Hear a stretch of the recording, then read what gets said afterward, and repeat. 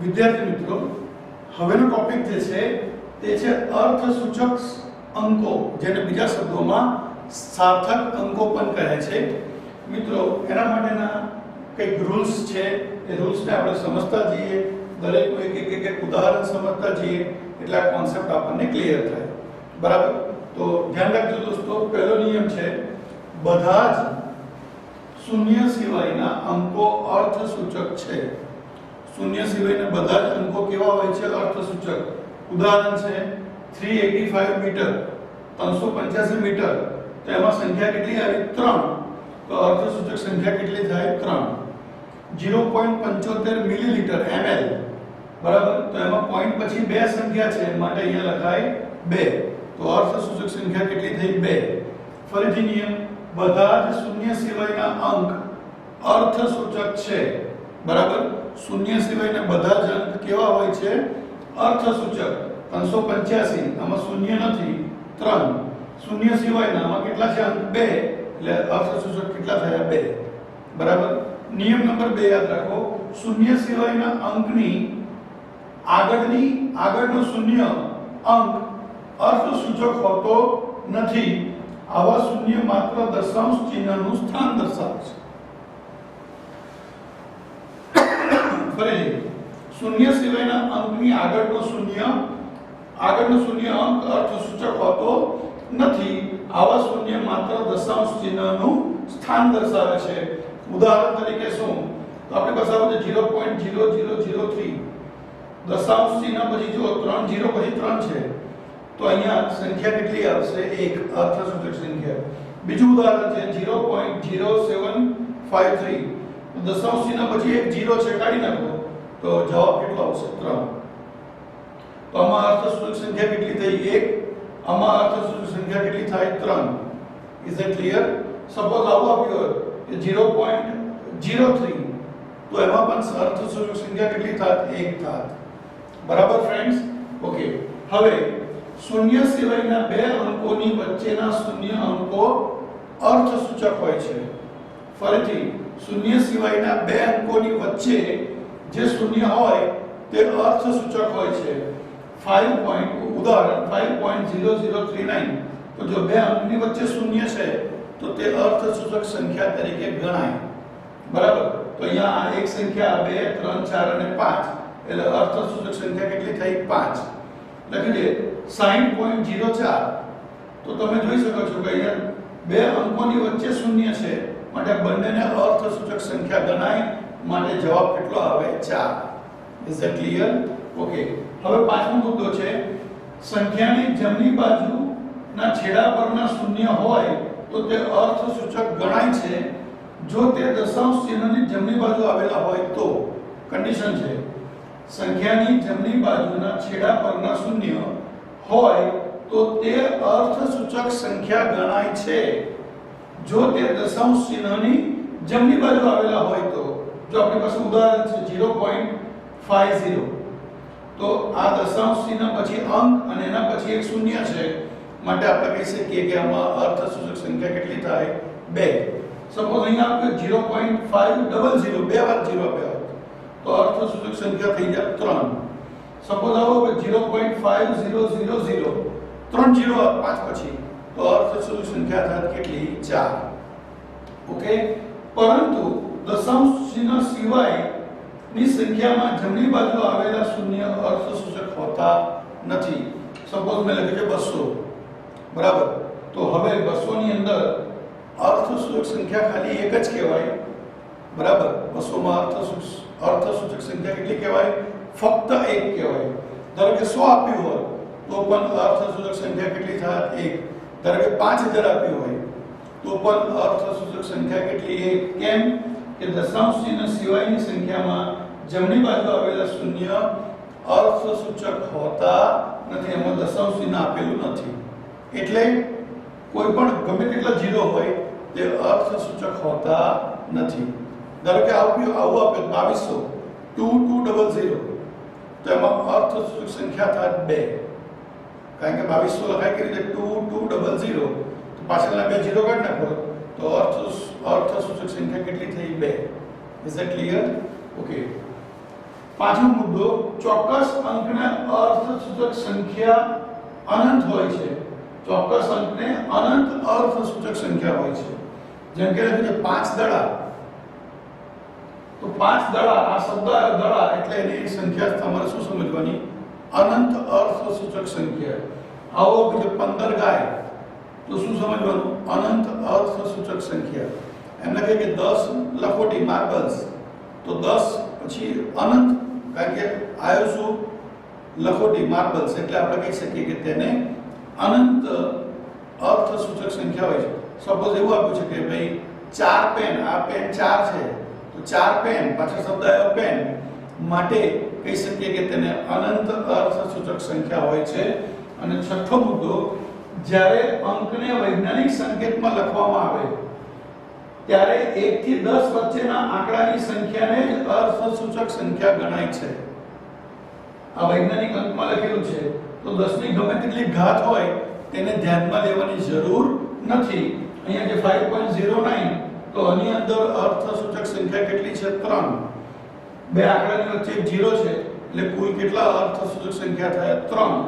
બરાબર. અહીંયા છે 7.632 * 10⁵. તો 10 ની ઘાતને ધ્યાનમાં લેવાની જરૂર નથી. આગળના આંકડામાં કેટલા અર્થસૂચક સંખ્યા છે? 4. 7.632. બરાબર. તો દોસ્તો આ જે છે તે અર્થસૂચક સંખ્યા માટેના નિયમો છે. બરાબર. હવે આ નિયમો પરથી તેનો સરવાળો, બાદબાકી, ગુણાકાર અને ભાગાકાર કેવી રીતે કરવાનો તેની ચર્ચા કરવાની છે. આ નિયમો ધ્યાનથી એક વખત ફરી સાંભળી લો. દરેકના મેં 1-2 ઉદાહરણ આપેલા છે, તે સમજવાનો પણ તમે પ્રયત્ન કરો. Okay friends? વિદ્યાર્થી મિત્રો, હવે આપણે અર્થસૂચક અંકો એટલે કે સાર્થક અંકોના સરવાળો અને બાદબાકી, ગુણાકાર અને ભાગાકાર, અને જે જવાબ આવે તેનું રાઉન્ડ ઓફ કેવી રીતે કરવું, સંખ્યાનું સન્નિકટન કેવી રીતે કરવું, તેના માટેની મુદ્દાની ચર્ચા કરીએ. તો સૌપ્રથમ સરવાળો અને બાદબાકી વિશેની વાત કરીએ મિત્રો. જ્યારે આપણે સરવાળો અને બાદબાકી કરતા હોઈએ ત્યારે સપોઝ આ એક એક્ઝામ્પલ મેં લખેલો છે, તો પરિણામોમાં મળતા અંકો બંને મૂળ અંકોની દશાંશ ચિહ્નની જમણી બાજુના અંક કરતા વધારે હોઈ શકે નહીં. એનો મતલબ આપણે જ્યારે સરવાળો કરીએ તો જેનો સરવાળો કરી રહ્યા છે, તો દશાંશ ચિહ્ન પછી જેટલી અર્થસૂચક સંખ્યા હોય તેનાથી વધારે હોઈ શકે નહીં, એવું કહેવા માંગે છે. ફરીથી, પરિણામોમાં મળતા અંકો બંને મૂળ અંકોથી દશાંશ ચિહ્નની જમણી બાજુના અંક કરતા વધારે હોઈ શકે નહીં. તો તમે જ્યારે સરવાળો કરો, આ સંખ્યાનો કે બાદબાકી કરો, અહીંયા જો દશાંશ ચિહ્ન પછી 2 અંક, અહીંયા દશાંશ ચિહ્ન પછી 1, અહીંયા દશાંશ ચિહ્ન પછી કેટલા અંક છે? 3. તો ચલો પહેલા આનો સરવાળો કરીએ. તો જવાબ શું આવશે? અહીંયા 5, પછી 2 ને 2 4, પછી અહીંયા આવશે પાછળ 5, અહીંયા આવશે 2 3 ને 4, અને અહીંયા આવશે 3. તો દશાંશ ચિહ્ન પછી દોસ્તો અહીંયા 1 અંક છે, આમાં 2 છે, આમાં 3 અંક છે, તો આ જવાબને 34.5 લખાય. શું લખાય? 34.5 લખાય. 34.545 લખાય નહીં. કેમ? કે દશાંશ ચિહ્ન પછી આમાં એક જ સંખ્યા છે, આમાં 2 છે અને આમાં 3 છે, તો અહીં જે દશાંશ ચિહ્ન પછી ઓછી સંખ્યા હોય તે જ જવાબ લખાય. અને 34 શું જવાબ આવે? 5. પછી તમે એનો સરવાળો કરો કે બાદબાકી કરો. Okay friends? તો આવા ગમે તે એક્ઝામ્પલ તમે જાતે પણ બનાવીને આ નિયમને સમજી શકો છો. ફરીથી, પરિણામોમાં મળતા અંકો બંને મૂળ અંકોની દશાંશ ચિહ્નની જમણી બાજુના અંક કરતા વધારે હોઈ શકે નહીં. બરાબર? તો આ રીતે આ જવાબ લાવવાનો છે. હવે ગુણાકાર અને ભાગાકાર વિશેની વાત કરીએ. તો ગુણાકાર અને ભાગાકારમાં પણ નિયમ સેમ જ છે કે આ બંને ક્રિયામાં પણ પરિણામના અર્થસૂચક અંકને મૂળ સંખ્યાના અર્થસૂચક અંકથી વધારે અંકમાં દર્શાવી શકાય નહીં. આ એક ગુણાકાર આપે છે 1.5 * 1.35. આમાં અર્થસૂચક સંખ્યા 2 છે, આમાં કેટલી છે? 3. તો દોસ્તો ઓછામાં ઓછી અર્થસૂચક સંખ્યા કેટલી છે? 2. તો તમે જ્યારે એનો ગુણાકાર કરશો 1.5 * 1.35, તો જવાબ આવશે આપણો કેટલો 2.025 આ જવાબ આવ્યો તો આની અંદર અર્ધસૂચક સંખ્યા કેટલી હતી 2 એટલે આનો જવાબ લખાય 2.0 પછી 25 લખવાની જરૂર નથી સમજણ પડી દોસ્તો આ રીતે તમે આ ટોપિક સમજી શકો છો હવે સંખ્યાના સન્નિકટ એટલે કે રાઉન્ડ ઓફ કેવી રીતે કરવું તેના માટેની વાત કીધી છે કે આપેલી આપણી પાસે કોઈ સંખ્યા આપેલી હોય તો એની જમણી બાજુનો છેલ્લો અંક 5 કરતા મોટો હોય તો 5 ને જ્યારે દૂર કરીએ તો તેની આગળના અંકમાં 1 ઉમેરવાનું એવું કહે છે જો આપણી પાસે એક્ઝામ્પલ છે કે 2.378 છે તો જે છેલ્લો અંક છે એ 5 કરતા મોટો છે કે નાનો તો 8 એ 5 કરતા મોટો છે તો જ્યારે 8 ને દૂર કરીએ તો અહીંયા 1 ઉમેર દેવાનો તો 7 માં 1 ઉમેર તો શું થાય 8 ખ્યાલ આવ્યો ફ્રેન્ડ્સ ઓકે સપોઝ અહીંયા 9 આપ્યો હોય તો પણ આ 5 કરતા મોટો છે તો એક રાઉન્ડ અપ કરો તો 8 થાય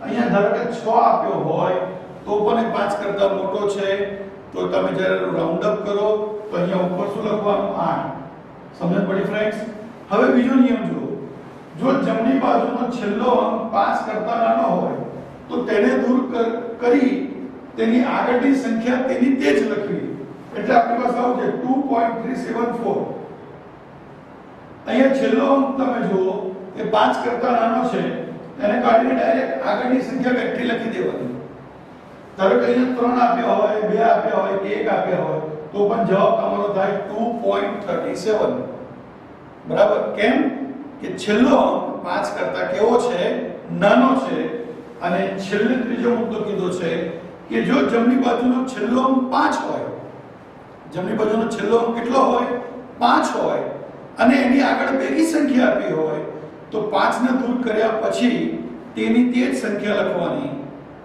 5 ને દૂર કર્યા પછી શું લખવાની તેની તે જ સંખ્યા ઉદાહરણ આપ્યું છે 2.45 આ 4 કેવી સંખ્યા છે બેકી સંખ્યામાં 2 4 6 ને 8 આવે બેકી સંખ્યામાં શું આવે 2 4 6 ને 8 તો આ 5 ને દૂર કરો તો આગળ 1 ઉમેરવાનું નહીં એટલે 2.4 લખવાના શું લખવાના 2.4 પરંતુ જો આગળ એકી સંખ્યા આવેલી હોય આગળ કઈ સંખ્યા આવેલી હોય એકી તો 5 ને દૂર કરી આગળની સંખ્યામાં 1 ઉમેરવો તો અહીંયા આપણે 2.35 તો 3 કેવી સંખ્યા છે એકી 1 3 5 7 અને 9 એ એકી સંખ્યા છે તો અહીંયા 5 ને દૂર કરો તો 3 માં 1 ઉમેરવાનો એટલે શું લખવાના 4 એટલે જવાબ શું આવે 2.4 બરાબર તો દોસ્તો આ નિયમો છે આ રીતે નિયમો પરના આપણને MCQ પણ પૂછી શકે છે બરાબર ટેક્સ્ટ બુકમાં કેટલાક દાખલાઓ પણ આપ્યા છે તો આ કોન્સેપ્ટ સમજ્યા પછી આપણે દાખલા ગણીશું ઓકે ફ્રેન્ડ્સ તો આ બરાબર ધ્યાનથી સમજી લેજો નિયમો પોતાની જાતે પણ એક બે એક્ઝામ્પલ લઈને પ્રેક્ટિસ કરી શકાય okay friends thank you very much